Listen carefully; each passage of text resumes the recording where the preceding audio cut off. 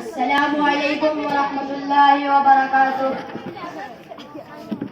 نحمده ونصلي على رسوله الكريم اما بعد فاعوذ بالله من الشيطان الرجيم بسم الله الرحمن الرحيم الف لام میم ذلك الكتاب لا ريب فيه صدق الله العظیم.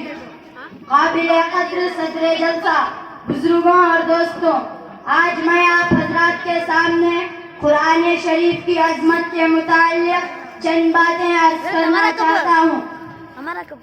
وہ زمانے میں معزز تھے مسلمان ہو کر، وہ زمانے میں معزز تھے مسلمان ہو کر، آج ہم خوار ہوئے تاریخ قرآن ہو کر.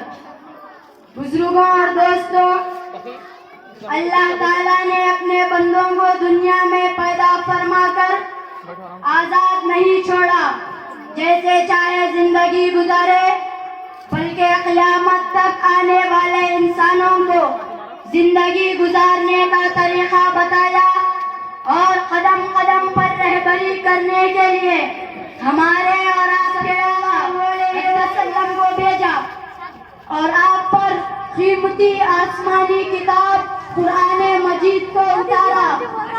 اللہ تعالیٰ خود فرماتے ہیں کہ اس کتاب میں ذرا برابر بھی شک و شبہ نہیں ہے، یہ کتاب انسانوں کی ہدایت کے لیے اتاری گئی ہے.